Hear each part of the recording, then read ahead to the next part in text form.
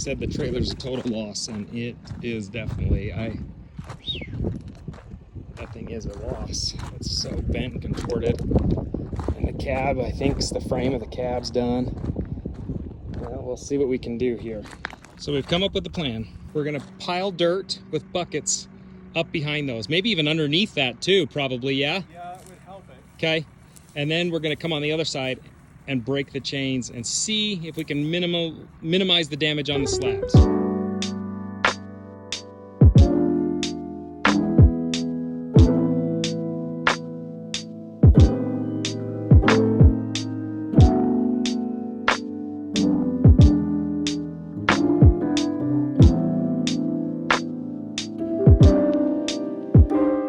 binders are on the bottom side, so so you can't undo them. So we gotta cut them somehow.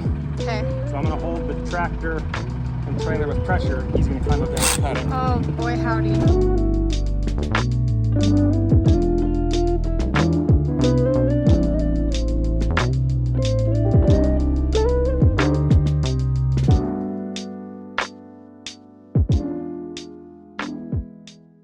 All of our pieces are intact up there except for one that they're calling too much damage to. He thinks it's okay, but he's like, just to be safe, we're gonna pull it. But in order to get it off the hill, we had to bring in the crane that's gonna put them in place. And we're gonna do 2 lifts. Lifting them onto the empty trailer right there, and then bringing them down to the house. So we're gonna lift them from there to the trailer, which will be parked up here. Then we're gonna bring everything back down to the house and lift them to there as well.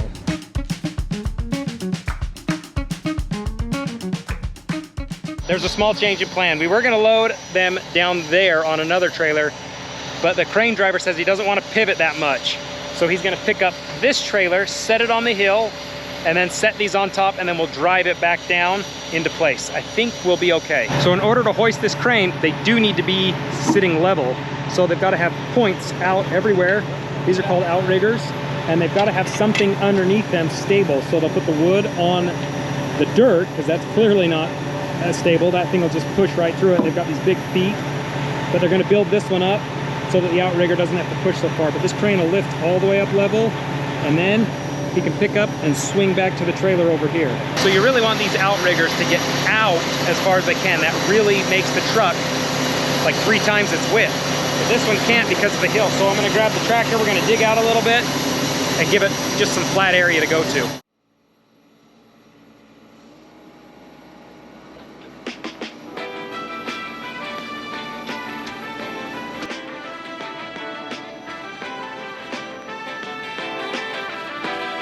Well, that was amazing.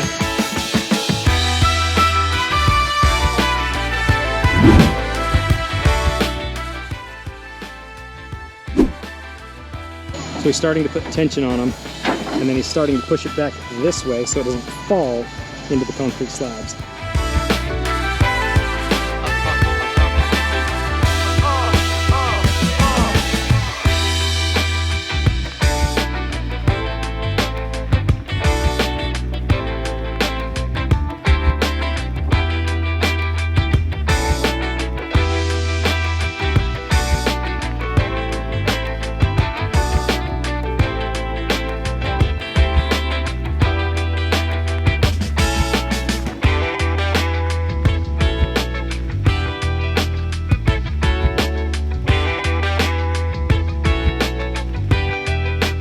Well, we lost one more, but that's okay. That's all right. Nobody was hurt. Everybody was safe. Now we're ready to put what we do have in place.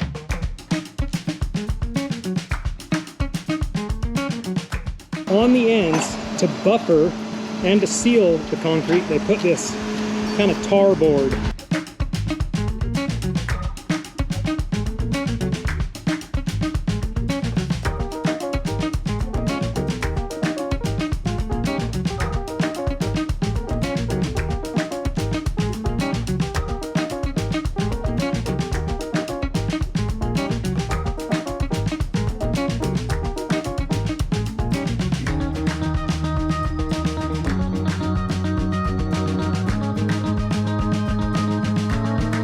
Since this trailer was the one involved in the accident, they don't really want to get it on the road because they don't know if it's going to pull funny or whatnot. It's just not worth it to them. So they have this trailer right here. They're gonna hitch up with this one, pull over here, crane operator is gonna set it down, and then they're gonna take it down and get it checked out to make sure it's good. One thing I'm super happy with is the detail to safety that these guys take. They really are just trying to make sure things are good. They told me the slab that was broken on the corner said structurally it's good. He's like, I would put it in my house. He's like, but I can't give that to a customer and feel good about it. So they're gonna pour us a new one of that. Then the second one that we had broken that fell, just kind of, there was no way of saving it. It just happened when we started taking pressure off all of these. It had to go the way too. But he did say I gotta keep it, so that's cool. So you can make something out of it. We'll use a bridge somewhere, maybe. Either way, they've really just gone above and beyond to take care of this. And I feel bad because they were just like, oh man, we just feel terrible about taking up your driveway and whatever. And I thought, nobody's hurt. We're not out anything. It's no big deal. And I mean, to me, this is exciting.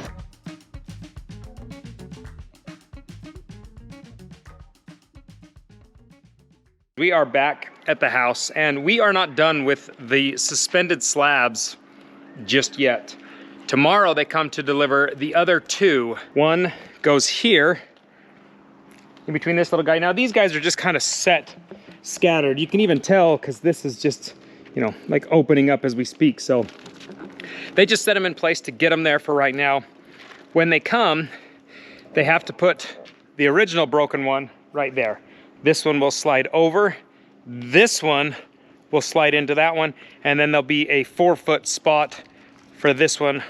It's gonna go right here. Until then, we're just kind of waiting. This is kind of a rare opportunity to actually show you what it's like in between them, because normally it comes in so fast that you just don't get that. So next steps for this project are the last two being delivered. Then we will drill holes in this foundation wall to another manifold that'll sit there. We will lay a special wire out on this, and then we will start getting this set up and ready for Radiant in the garage. That is the Pink Panther. That is Owens Corning insulation, and their mascot's apparently the Pink Panther. I don't know how they got that. I've been ordering insulation for the Radiant floor for down here. And if you haven't seen that video, I will link it in the description. It's a good one. I looked at how much insulation I would need for up here, and as I was looking at the drawings from my architect, it shows suspended slab, insulation, and then the poured concrete slab on top. And I talked with the manufacturer of this material, and he says you absolutely cannot put styrofoam in between this and the concrete slab. It will not reach its structural integrity if you do that. So it has to be concrete to this. I can put the Radiant floor back and forth and a steel mesh, and a lot of rebar's got to go in here, but you cannot put any insulation, he said. So we're not going to put any insulation. We're going to do what he says. I just want to make sure that the garage has a little bit of heat so that when we're pulling the cars in the wintertime, they're thawing out and the garage isn't miserable to go out into like ours is right now. What is crazy is the feeling of seeing that roof there for the cold storage. It gives the room depth now and it makes it feel bigger. I don't understand how closing it off makes it feel bigger, but just letting your mind and eyes be able to see the full depth of something really helps. I feel like we got the cart ahead of the horse a little bit when it came to the suspended slab situation because there was an accident up on the hill and we had to kind of do a rescue mission instantly. It went a little faster than we planned, but I wanted to show you what a suspended slab is. This is a hollow core piece of concrete, and if there was light at the end of that, you would see it. Now, there are two different ways to make these. The way this particular factory makes them, they have what they call a bed built, and the beds can be a couple 100 yards long because they'll make them at one time. I don't know the exact width of what they make them, but they design them based off of widths of ordering, which is why it can be a 5-week delay to order these. How it works is they take these cables. There are little cables in between every one of these openings, and they put an exuberant amount of stretch on them. They pull those so taut. I thought they said 30 tons worth of stretch on them. I can't remember if that's the exact poundage or whatnot they use, but they're tight to begin with. Then they pour concrete over it. Then they also run a meshing back and forth just on this small first 2-inch. This is where it gets cool. Then they take a crane and they run this loose gravel and just run it as a pile up along this. And then they come in with another thing of concrete and pour it over top of it. Then once it's dried and cured, they dump the loose gravel out of it. So they kind of reuse that material, or at least what doesn't stick into the concrete. So then you get these hollow caverns. It's hollow because it does help with the strength. It does help with insulation, and it reduces the use of concrete. You don't need that much concrete. If you were to look directly across these right now, there is an arch, what they call a camber. And I actually happen to be wearing an off-camber shirt right now. But that camber is what allows the bridge to have strength and support to lift up. Once we pour more concrete on top of this, it'll settle that camber back down flat, and then this will be at its full strength. When this room is at its full strength with suspended slab and the concrete slab that's gonna be poured on top of this, it can handle 90,000 pounds. In all honesty, there's no physical way that I could even put 90,000 pounds on this because it wouldn't fit in this garage opening. To clarify, because I know we're gonna get this question, how is this the roof of the garage? And how are you gonna get cars in there? This is not for cars to go into. This is food storage and a kind of an all-around cement room so the kids can play in, they can't hurt it. The cars will actually come in on this. Frank is halfway up the driveway right now, and we're gonna build up a lot of this.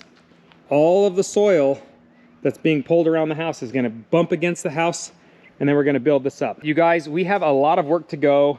There's a lot more to setting these than just putting them in place and leaving them, and I will show you all that in the next video. If you are new to the channel, subscribe. If you are liking the content that you are seeing, make sure you hit that thumbs up button, and if you are not wanting to miss out on any of our new house project build videos, click that notification bell. Thanks for watching. Thanks for coming along with this journey. We have a lot to go, and this is so fun showing you every step of the way. And until next time, we'll see you later. Put your grasshopper down. The driver's taking a picture of the view. Radiant floor, or ordering that. I know, Sia, but we don't have time for you.